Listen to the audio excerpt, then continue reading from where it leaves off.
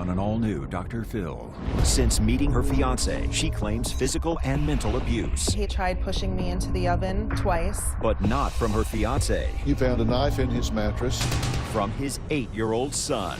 Bobby's son is pure evil. He's got the making of a sociopath. He's strangled 2 kittens. You have a 6-year-old daughter. He's attempted to drown her 3 times. Right after he tried to smother her dog.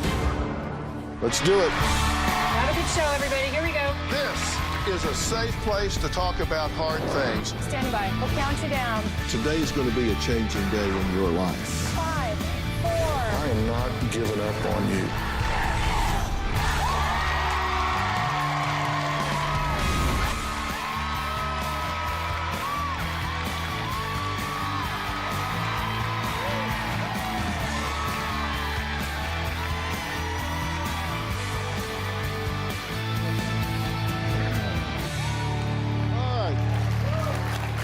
Well, I have a chore in front of me because today my guests want me to decide whether or not they should marry.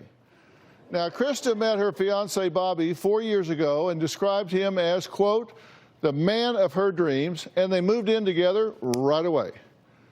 But only 1 month of that time has been blissful, and the other 41 months, Krista claims, have been filled with mental and physical abuse. But not from Bobby. Not from the man she wants to marry. Believe it or not, she says it's his 8-year-old son who has attempted to kill her not once, but twice. Take a look.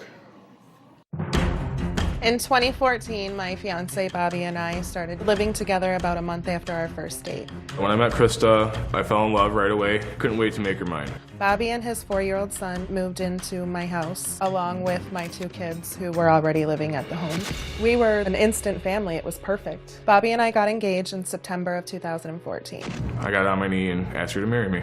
It was the same day that he was awarded full custody of his son, and he said that he wanted it to be the best day of his life. From the outside, Bobby's son appears to be an adorable, charming, sweet little boy, but he's not. Most of my son's behavior I would try to put on the back burner, sweep under the rug, just because I didn't want to believe that there was a bigger problem. Bobby's son is dangerous. On Christmas Day of 2017, Bobby's son tried pushing me into the oven twice. After the first time, I told him that it could burn me very badly. He looked at me and said, I know, and he smiled, and he did it again. He's actually planning on how he can hurt me or even kill me. I think Bobby's son could be the next school shooter. Krista said things have gotten so scary that one night she woke up to find Bobby's 8-year-old son standing over her with a screwdriver.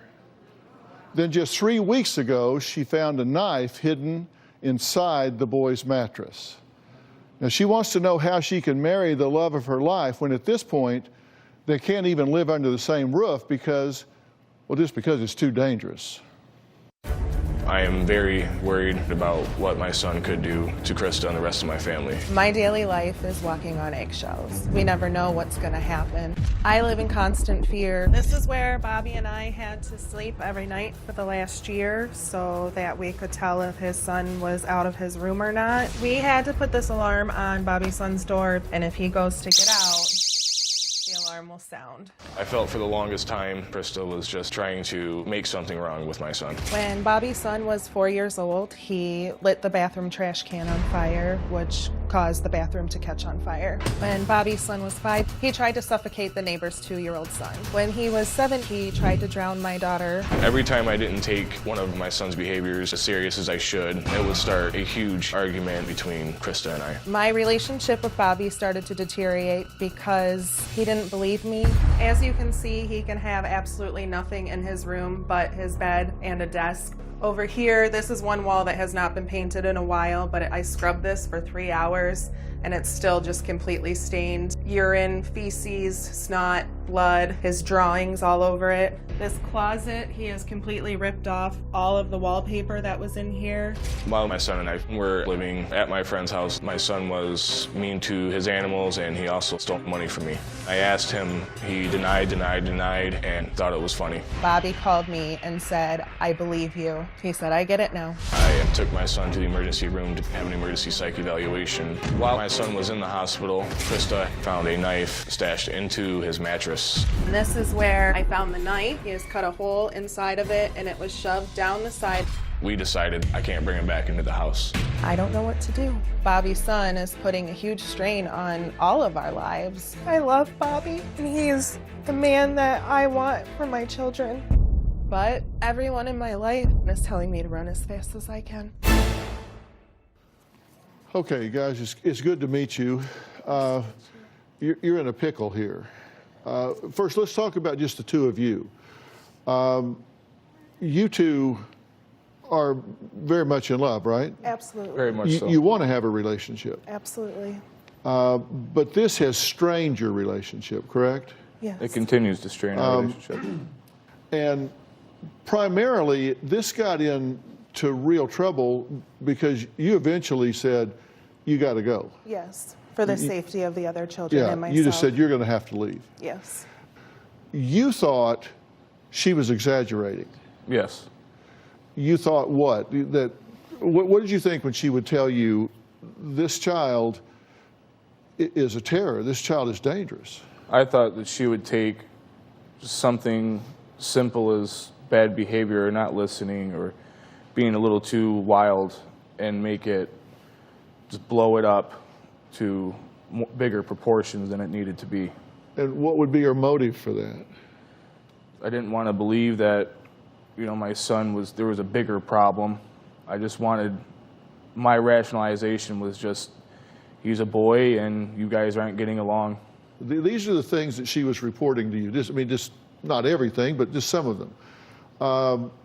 And I'm not going to go through all of these, but he was hitting you in the head with gloves that were filled with bolts and screws. Yes. Right?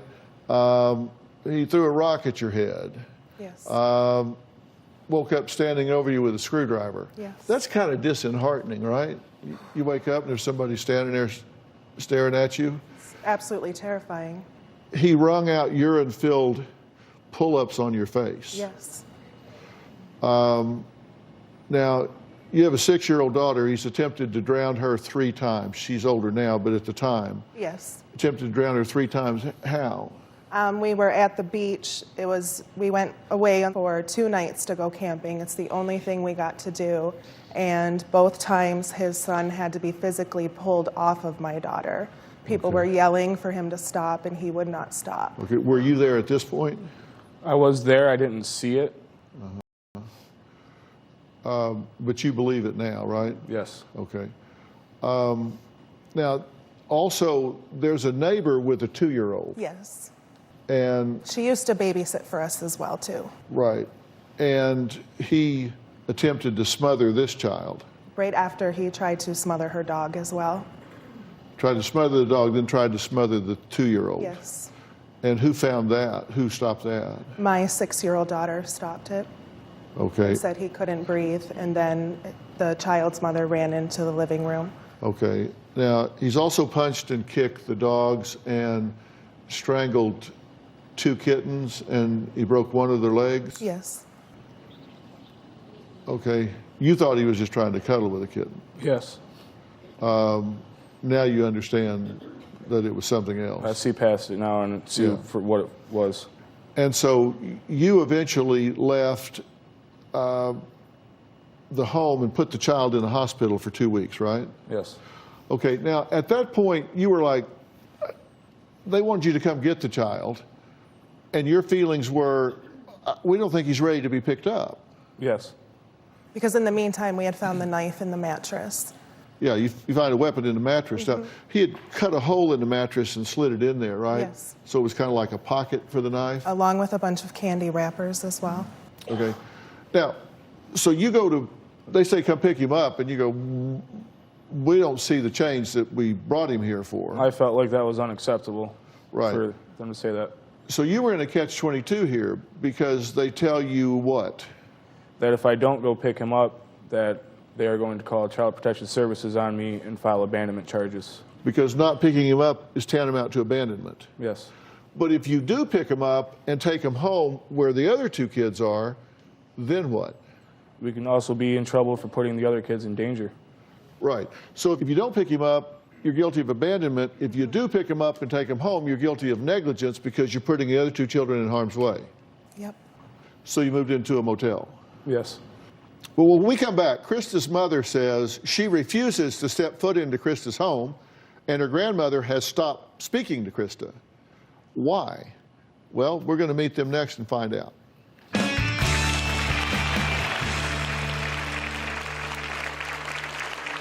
Krista keeps giving Bobby chance after chance, but this child has the makings of a sociopath. Bobby's son is pure evil. In my mind, it only takes 1 minute to hurt somebody. And later, this child has had an effect on you. Absolutely. You've offered her money to leave, Correct. right? How much? Yes. 2 months' rent. Our living situation right now is my son and I'm in a hotel room 24/7, so he won't be able to hurt anyone. In the hotel room, there's nothing in there that he could use as a weapon. The only thing I have in the hotel room is some plastic silverware. In order for me to go to the bathroom, my son has to be right there with me. It's very hard for me to get a sound night's sleep knowing that something could happen. I am afraid of my son possibly hurting me. I think about it all the time. It destroys me, knowing that my son scares me. Well, 3 weeks ago, Krista says she had to kick her fiance, Bobby, and his 8-year-old son, Randall, out of the house. She says the little boy has tried to kill her twice, has tried to drown her 7-year-old daughter 3 times. Now, Krista's mother, Connie, and her grandmother, Rosalind, said marriage is just not an option for Krista and Bobby if Randall is part of the deal. Take a look.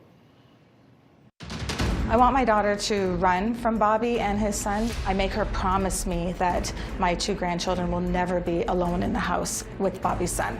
I'm terrified for their safety. Bobby's son is pure evil. I fear for them all. Krista keeps giving Bobby chance after chance. Bobby's a good guy. He just got dealt a bad hand by God.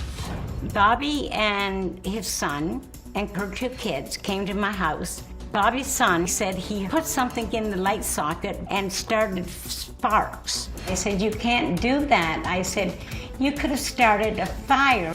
He looked at me and asked me why. How come? Over and over again. And my granddaughter, she told me at school he bullies the other kids, he steals, he breaks all her toys. She also told me that he put a pillow over the neighbor's 2-year-old baby. That's when the red flags kicked in for me. In my mind, it only takes 1 minute to hurt somebody. I feel for Bobby, I really do. Krista and my grandchildren have already invested 4 years of emotions into this, but it's time. You can't fix this child. He has the makings of a sociopath.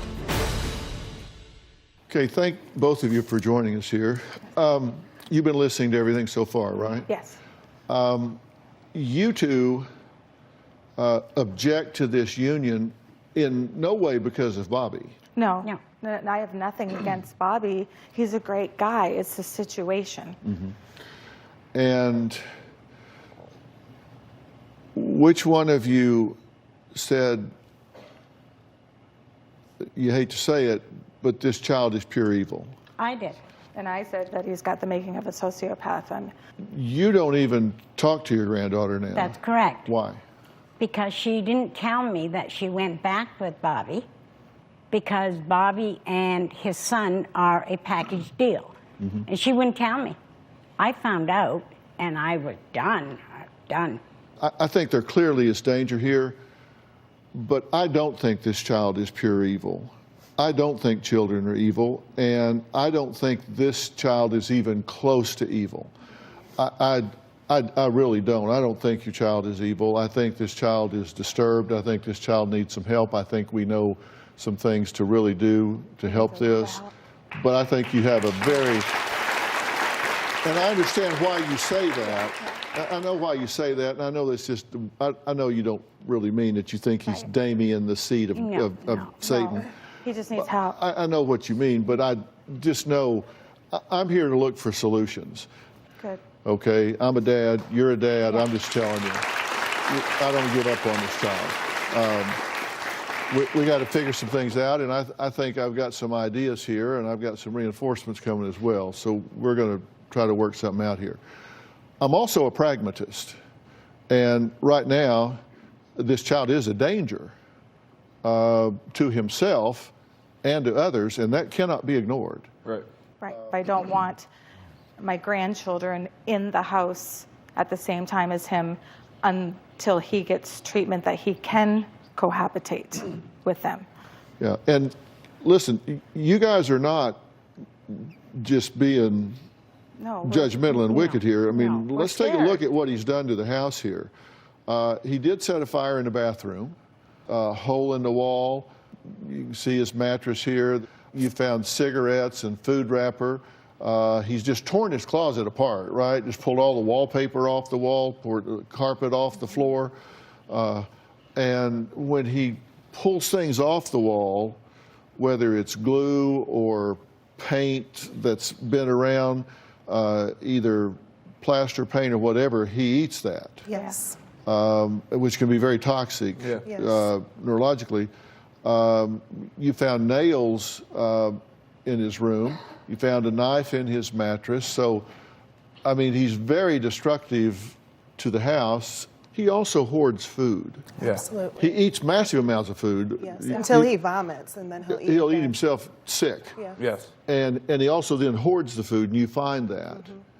Yes. He was in the a past. playpen for basically a year and a half of his life, covered in scabies, with 4 other children in the room. I would get him a couple days out of the week, and it would be a problem, and it was just progressively. That's why I had decided to get custody of him, because every time I did get him, it was something else.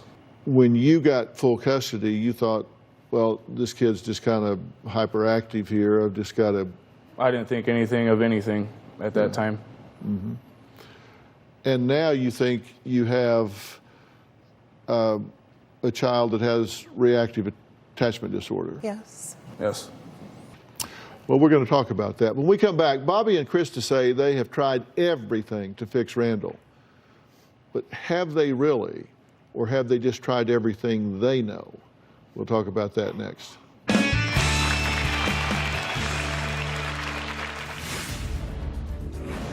He would be nicer to a stranger. And hug them, love them, tell them how beautiful they are. He's 2 different people. And later, if we looked at your son's brain, it would likely look much more like this. Bobby's son can charm anybody. My favorite kind of food is cotton candy because it's really good and it can melt in your mouth. My son's a great person, full of energy. He's my little man. I like playing with cars because they're cool. To outsiders, he looks like a perfect little 8-year-old child. But Bobby's son lies about everything. I would insist that he would wear a sweater to school. His teacher would say, "It's cold out today. Why don't you have a sweater?" And he would say, "My mom didn't send me one because she's mean to me." I fear him. Krista says her fiance's 8-year-old son, Randall, appears to be cute and charming, but in fact is so dangerous, she thinks that he will actually try to kill her and has on numerous occasions. Now, her mother, Connie, and grandmother, Rosalind, have been begging Krista not to marry Bobby anytime soon. In fact, you've offered her money to leave. That's correct. Right? How much? Yes. 2 months' rent. 2 months' rent. Well, everybody has a price. So you didn't take the offer. No. But this child has had an effect on you. Absolutely. Walking on eggshells, constant fear, nurturing the enemy, prisoner in your own home, not 1 second of peace, mentally and physically abused, mocked, laughed at, horrible person, feel crazy, friends disappear, family, anxiety attacks, ulcer, PTSD, false allegations of abuse and neglect, isolation, no job. You've had to quit your job to watch your children. Yes. You've had to stop working because you have to watch your son. Yes. Describe this young man when he is not being destructive, aggressive, and problematic. He would be nicer to a stranger and show more affection to them than he would one of us. But like what? What will he do with a stranger? You say that he'll hug a stranger? Oh, absolutely. You could walk up to him on the street and say, come with me, and he'd be, okay, I want to go live with you. Like, he never met that person before.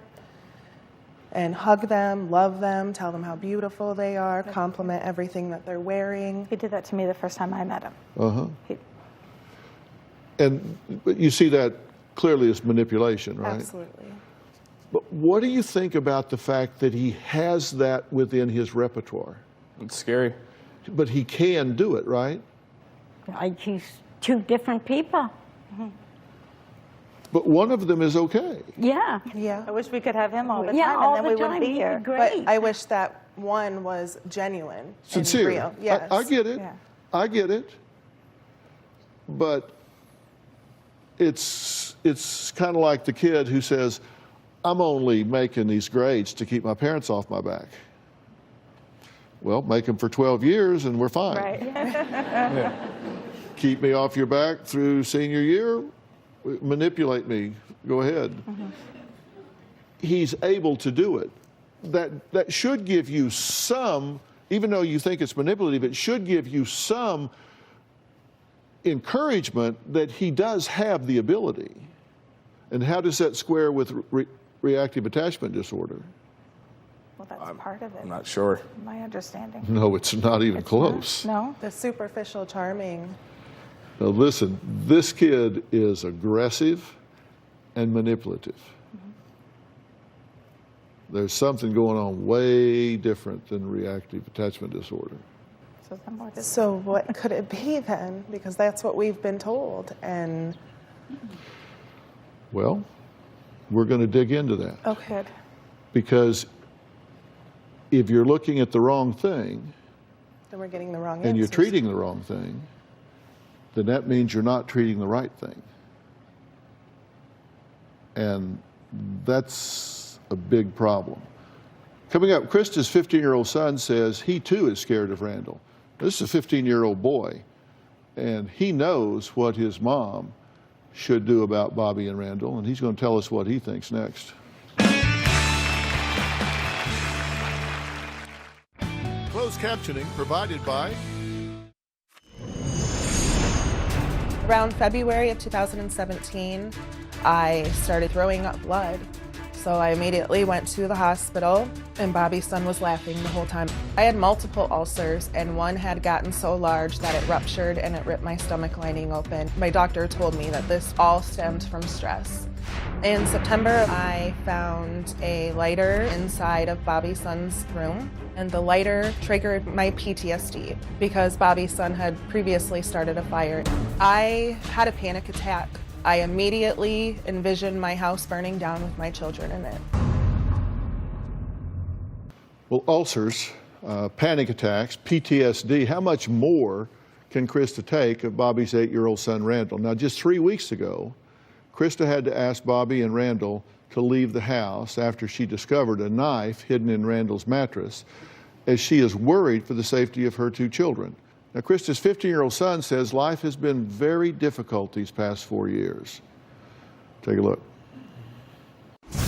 I am scared of Bobby's son. I lock my door every night because I'm scared of the possibility of Bobby's son coming in my room and hurting me. I am afraid to have him live with us because my sister could get hurt, animals, my mom, our house could potentially be destroyed. I've seen Bobby's son be very violent and destructive. He's abused our animals, hurt my sister, caught our bathroom on fire. If Bobby's son didn't have these problems, we'd have a good life.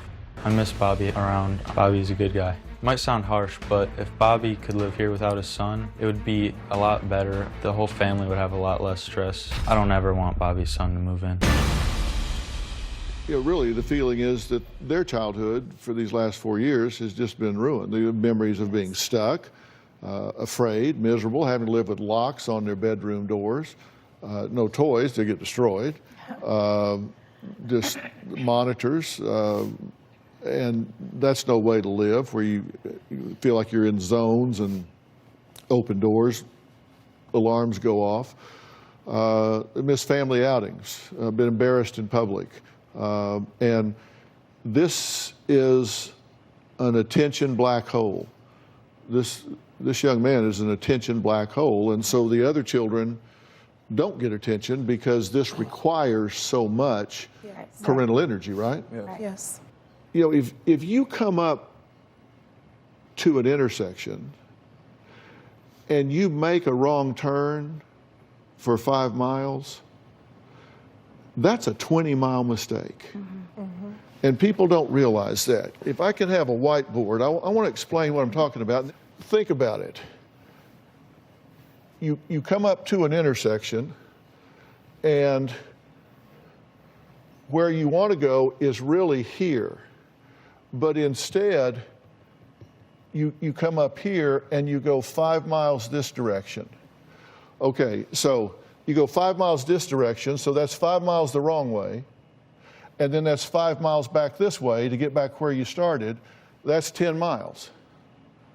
Okay, so you could have been going this way for 5 miles while you were going there, and then another 5 miles while you were getting back to this. So you've actually made a 20-mile mistake here. And if you're considering him in one pigeonhole and not focusing on other things, then that's a problem. And what I'm concerned about, we've got dad plus child over here, and that's one dynamic. And then all of a sudden, we add stepmom over here, and then we add sibling, then we add sibling over here, and things come off the rails. Now, are these all triggers that exacerbate this boy's issues?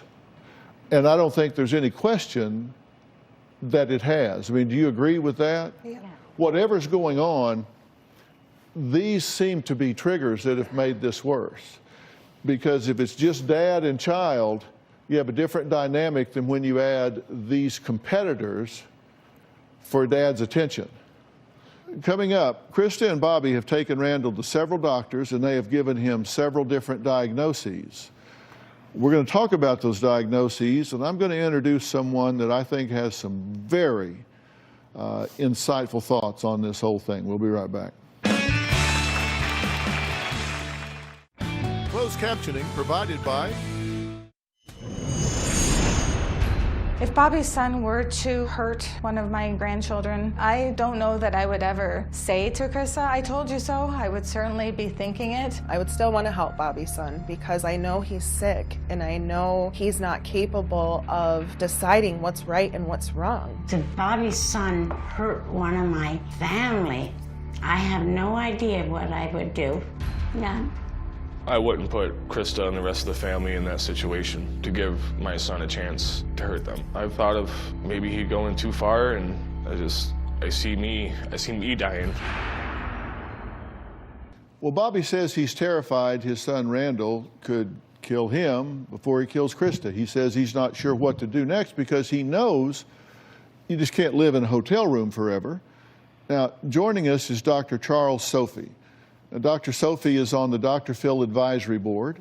He's board certified in 3 clinical specialties: adult psychiatry and child and adolescent psychiatry and family practice, as well as being the medical director for the Department of Child and Family Services here in Los Angeles, which, by the way, is the largest agency in the country. Dr. Sophie, we've been talking about this case, and you and I have been studying this in depth and at length and have talked about it numerous times. What I've said to this couple is I believe there's more going on here than reactive attachment disorder. And in fact, that may not be what's going on at all, but if it is, there's certainly more going on than that. What do you think? Absolutely, I fully agree. We've discussed it a lot. There's a lot of insults that this child has had, from genetic insults to environmental insults. We don't know what kind of bonding happened, didn't happen during that initial time. 0 to 9 months is a critical time. And remember, our brains are growing through all of this. And so his brain is reacting to the deprivation, to the screaming, to the lack of food, to the scabies, to being left there. Yeah. All that kind of stuff impacts the way that your brain grows. So if your brain isn't going to grow and map the way it needs to, and your neurons don't hook up the way they need to, then your brain doesn't work the way it should, and then you don't react to situations outside the way that you would. And that's why we see him so extreme. And that's both psychological and neurological, right? Correct. Because there are certain developmental benchmarks a child is supposed to hit. And if a child is not touched, not held, not nurtured at certain points along the way, then they fail to develop certain abilities and certain relationships. Right. Dr. Sophie, can you show, you brought some illustrations to show just that. Can we explain what we have here? On the left-hand side, we have a normal brain of a child. It's an MRI. And we see that the structures are well nourished. They're fed with the blood that they need. Then they grow. It's a plant that waters well. On this side, we see extreme neglect. This is the brain of a child who's been neglected, not fed, not hugged, not told they love, they don't hear positive sounds. There's all that kind of stuff. And these are the effects that it has on the blood supply to your brain, which then doesn't grow. Okay, now, and I don't want everybody's eyes to gloss over with a bunch of detail you don't need to know. But what we're talking about here in these dark areas, these are areas that should be nourished and should be lit up. I'm suggesting that if we looked at your son's brain, it would likely look much more like this than it does like this. And so if that happens, that means he's looking at the world through a filter that causes him to see something very different than a child his age that has not been through what he has been through looks at. Now, what happens when you start to nurture this child? What happens to their brain when they start to accumulate touch and care and attention and love? You will see that the blood supply starts to fill in the brain, and the brain starts to grow, and it's like a plant that hasn't been watered but is wilting, and now all of a sudden it's starting to stand up and it's starting to grow. Yes. So that's an accumulation of hugs. That's a hug. Then another one. That's a, I love you today. Yeah. Then that's I feed you on time every day. Yeah. Then you just keep going, and when you start adding, you can predict your future. You get food every day. You get love every day. You can predict the outcome of your environment. Right. Then it begins, the brain starts to respond. Right. And then you get the part of your brain that controls your emotional responses to the world fed, grown, and it gets as close as it can to normal, and then you get normal responses. This young man did have a head trauma. Did a television fall on him? He pulled the wires in the front that were hooked up to a game system.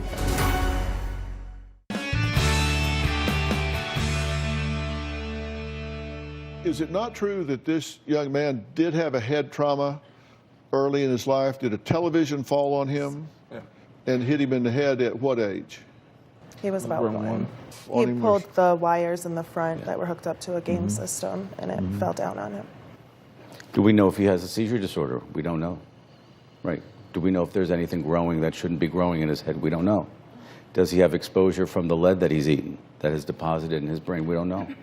There's lots of we don't knows. You've got neurological components here that I would predict are way out of balance here. And then you've got psychological experiences that the child has experienced. And, you know, there are many in the profession that believe that core personality traits are formed by age 4 or 5.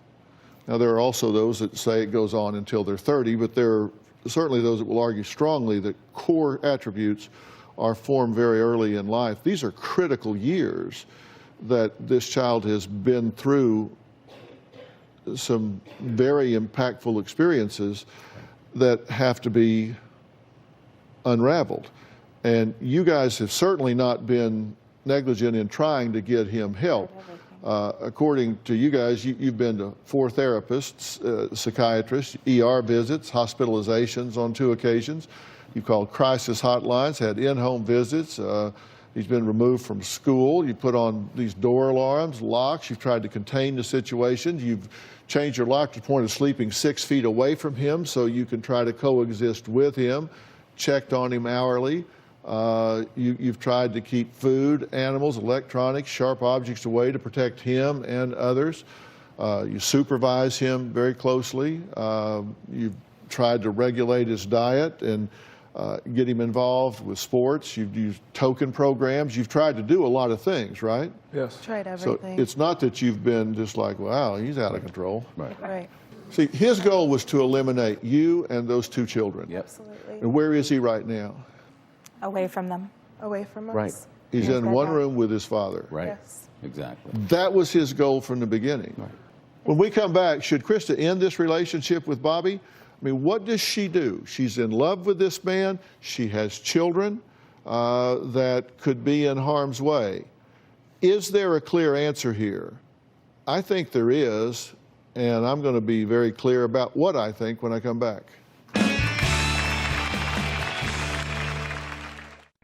Closed captioning provided by... You have a question about... You're torn, right? You feel in the middle. I have to tell you, in my opinion, there is no torn. You have an undivided loyalty to your 2 children. There's no question about it.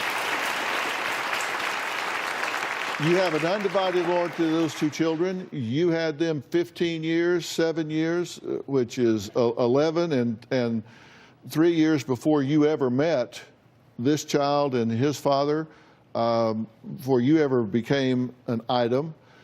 Your loyalty is to them. Your job is to protect them 100%. That isn't even a close call. Thank you.